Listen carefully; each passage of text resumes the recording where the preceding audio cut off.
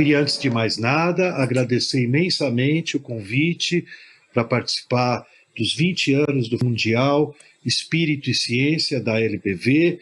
A LBV já parceira de muitos eventos em São Paulo, eventos no Rio de Janeiro. Nós tivemos aí na nossa vida vários encontros e eu queria cumprimentar pelo excelente trabalho, 20 anos, eu nem sabia que o Fórum já tinha essa data, e estamos agora de uma forma diferente, remota, né, participando dessa versão 20ª do Fórum.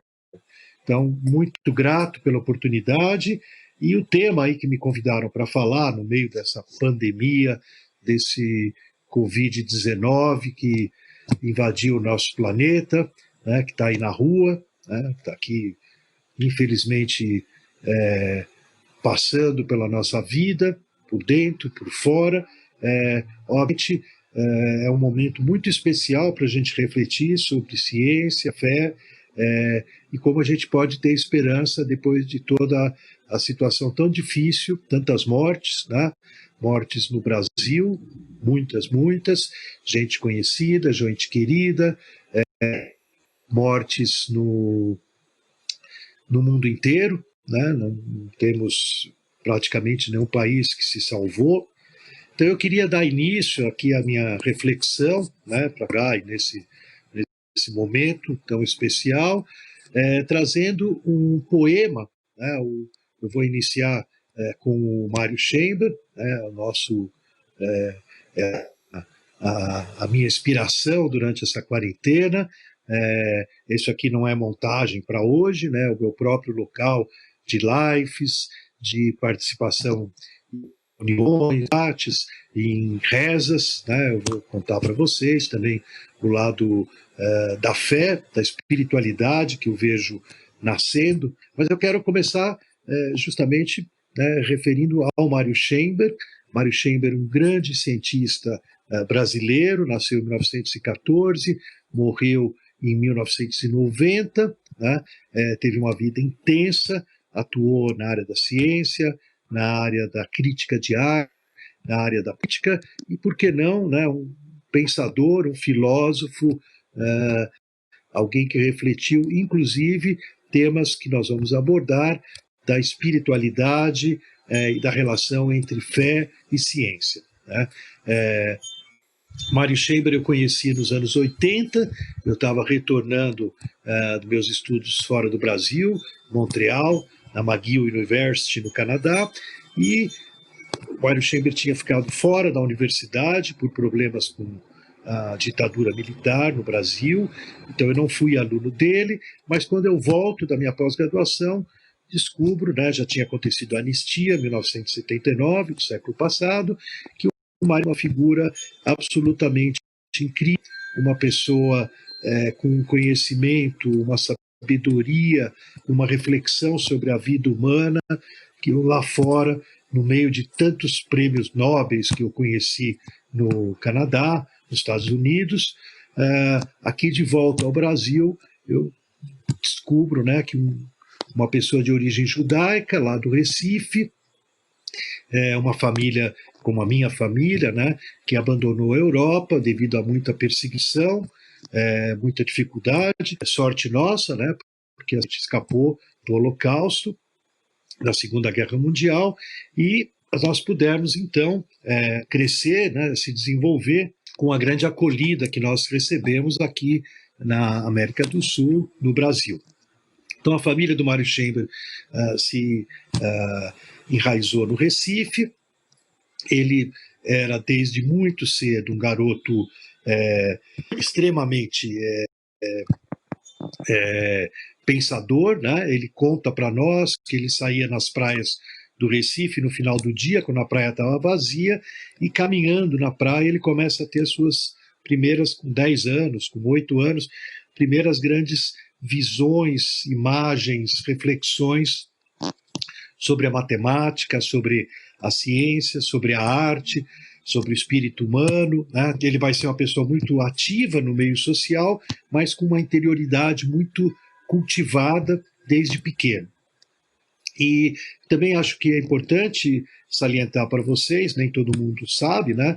Mas durante a primeira metade do século XX, o Brasil recebeu muita gente vindo da Europa, gente do balé, da ópera, da física, da matemática, da ciência, que iam, na verdade, não era para o Brasil, nós não éramos tão relevantes naquele momento, na primeira metade do século XX, iam para Buenos Aires, que era uma grande capital, né? A Argentina já tinha seu metrô em Buenos Aires desde o começo do século XX, era um outro padrão de sociedade, era uma sociedade muito próxima da Europa, e as pessoas vinham de navio para visitar Buenos Aires, para participar de eventos culturais, científicos, de toda a natureza, né, da cultura, da educação em Buenos Aires, e faziam uma parada, né, se vocês olharem o mapa, Recife está ali na pontinha do nosso continente, e assim o Mário Chamber, desde muito jovem, teve a oportunidade de conhecer muita gente importante que passou pelo Recife, e mais que tudo, para a gente entender essa figura, esse personagem, esses navios, quando voltavam, era bastante, vamos dizer, acessível para as famílias do Recife comprar uma passagem e irem, aproveitarem uma carona dos navios e irem até a Europa. Então o garoto, Mário Chamber, muito pequeno, visitou a França, visitou a Itália, visitou Portugal, visitou a Inglaterra, visitou vários museus importantes, né? Visitou as catedrais góticas que deixaram ele muito impressionado. O Chamber, desde muito cedo, começou a acreditar que existem locais na Terra, né, onde foram construídos templos, talvez não foram nem os templos cristãos, católicos, mas eles foram construídos em cima de outros templos, até de civilizações mais antigas, que tinham essa coisa de achar determinados pontos na Terra, né, que tem uma característica diferenciada para o desenvolvimento humano, para a nossa conexão com o universo. Tá? Então, ele teve essa facilidade, né, de uma família que logo cedo começou a levar ele para a Europa. Para vocês terem uma ideia, era um garoto que o que ele gostava de pedir para o papai não era brinquedo, não era roupa, né, eram livros. Então ele começa a colecionar, ainda garoto, a sua adolescência, livros de ciência, livros de filosofia, livros de espiritualidade e livros de arte. Ele tinha uma grande coleção, foi doada para bibliotecas aqui de São Paulo, depois que ele faleceu, uma grande coleção de história da arte.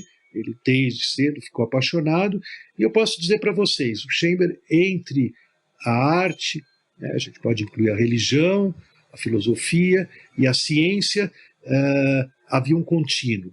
Tá? Ele conseguia entender tanto um quadro, uma escultura, como algo que conhecer, nos fazer conhecer de alguma forma o mundo, e a mesma coisa com a matemática e com a física. Tá? Então essa era uma pessoa que desde cedo tinha essa proximidade entre o conhecimento científico, mais ligado nos dias de hoje, a lógica, a matemática, a experimentação, ao exato, né, uma coisa mais precisa, e a arte, a religião, né, com uma força maior da intuição, do coração, né, da fé, de outras elaborações da mente, e essas duas formas para ele eram, de certa forma, a mesma atitude humana que quer conhecer, que quer interagir com o mundo e quer crescer nessa interatividade. Né?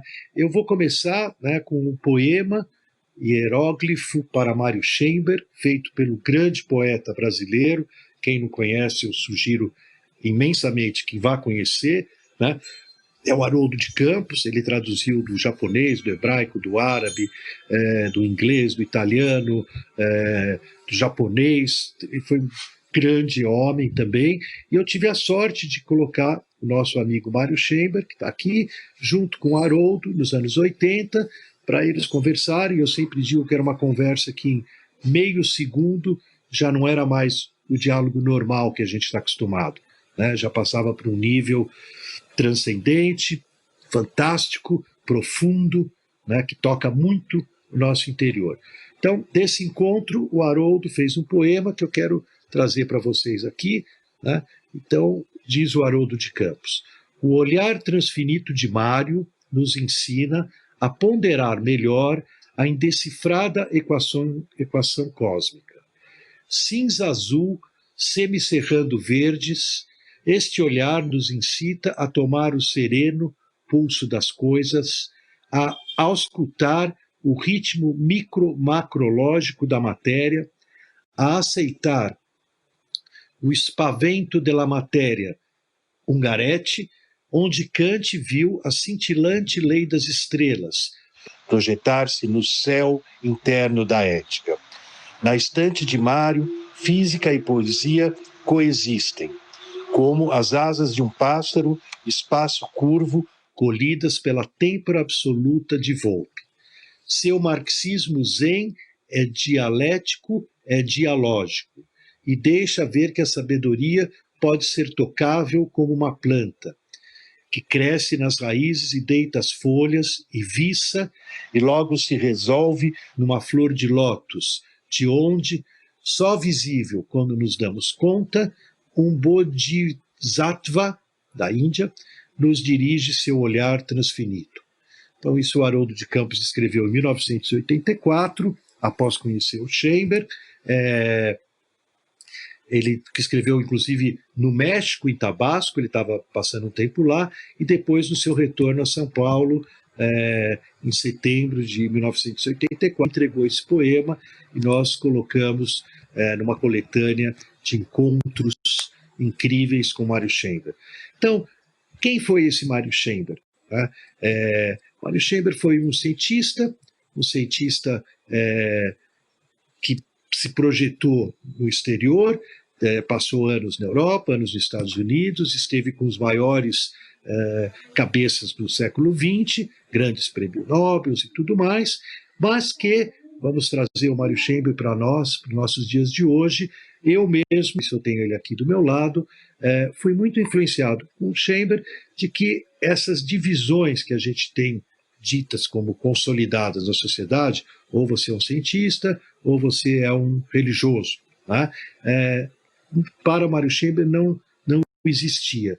E assim, né, eu me influenciei por ele, e a partir de um certo momento passei a seguir a minha atuação na área científica, da história da física, inclusive mantendo viva a memória do Mário Chamber, mas passei a atuar no Clube Hebraica, aqui perto da minha casa, em São Paulo. Né? Eu sou daqueles paulistanos que nasceu e mora num raio muito pequeno, né? Ainda que agora eu esteja confinado na minha casa.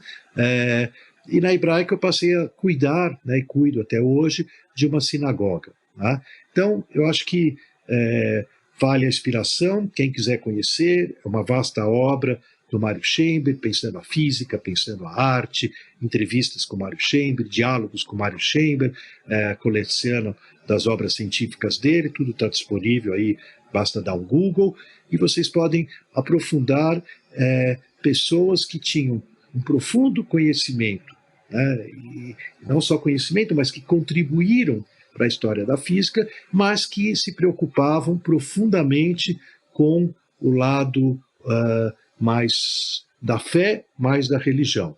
Tá? Então, essa é a introdução que eu queria fazer, e dizer como é que a gente traz o Mário Chamber para hoje. Né? Bom, primeiro que eu imagino que o Chamber se sentiria bastante à vontade, né, no mundo onde os seres humanos, até pela imposição da pandemia, estão rompendo as fronteiras e interagindo de todas as partes do planeta, né, através de lives, através de cultos, através de balés, óperas, tudo que vocês podem imaginar, de repente está disponível. Eu digo, o Chamber gostava das pessoas estarem sempre presentes nas praças públicas. Né? Eu digo que agora as nossas praças públicas são praças virtuais. E eu vejo que as praças virtuais estão permitindo, né, desde um Zoom familiar, né, até uma Sina Zoom, como nós temos na Hebraica, né, as pessoas estão realmente às vezes até mais próximas do que antes, pelo fato de que as barreiras territoriais, geográficas, ficam completamente superadas pelo lado da internet, né, dessas redes, como agora, estamos juntos aqui, né, e isso tem permitido momentos muito importantes, né? Eu queria chamar a atenção que, por exemplo, na questão judaica, o luto, né? Infelizmente nós temos tantos queridos que nos deixaram aí pela pandemia, né?